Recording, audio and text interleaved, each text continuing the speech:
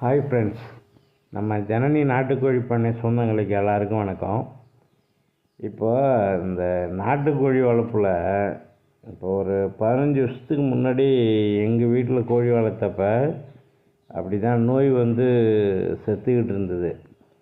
சரி, இப்போ இந்த நோயை கண்ட்ரோல் பண்ணுறதுக்கு அப்போல்லாம் எந்த கால்நடை மருத்துவத்துலேயும் சரி, இல்லை இந்த கால்நடைகளுக்காக தனியாரில் மெடிக்கலும் சரி கிடையாது. இப்போ தான் கொஞ்சம் பாப்புலாரிட்டியாக அதிகமாக அந்தந்த ஏரியாவிலையும் வருது.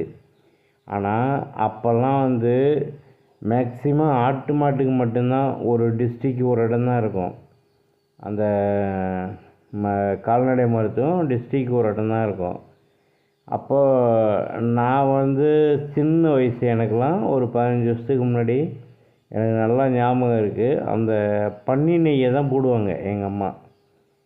ஆமாம், பன்னி நெய் போட்டிங்கன்னு வச்சிங்களேன், நீங்கள் அது வெள்ளை கழிச்சலாக இருக்கட்டும், அது அம்மை நோயாக இருக்கட்டும், எதுவாக இருந்தாலும் பன்னி நெய் போட்டிங்கன்னா நோய் எதிர்ப்பு சக்தி அதிகமாக உருவாக்குது அதில். அதே மாதிரியே இப்போல்லாம் நீங்கள் நம்ம நாட்டுக்கோழியெல்லாம் எத்தனை முட்டை வைக்கும்? மேக்சிமம் ஒரு 12 இல்லை 15, அவ்வளோதான். ஆனால் நாங்கள் வளர்த்த காலத்தில் ஒரு கோழி 25 முட்டை வச்சது. அது சோனாலி கிடையாது, நாட்டுக்கோழி தான். அதுவும் சோனாலி ரகம்லாம் அப்போல்லாம், இப்போ தான் அந்த ரகத்தெல்லாம் நிறைய வேறுபாடு பிரித்து அந்த அது பேர் என்ன, எப்படி சொல்கிறது, நல்லா அந்த கோழியோட இப்போ மனிதர்களுக்கு எப்படி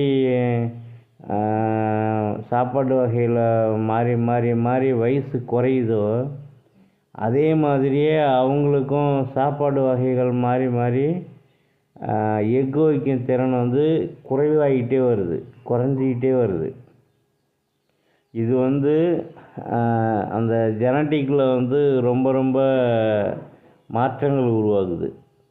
ஆமாம், ஜீன்களில் மாற்றங்கள் உருவாகுது. நீங்கள் சுத்தமான நாட்டுக்கோழியில் பெருவிடையில் 25 முட்டைலாம் நம்ம வீட்டில் வச்சுருக்கு. அதுவும் இதே மாதிரி தான், அந்த 1 கிலோ 1.5 கிலோ தான் வளரும், அதுக்கு மேலாம் வளராது. அப்படிப்பட்ட கோழிலாம் நம்ம வீட்டில் வளர்ந்துருக்கு.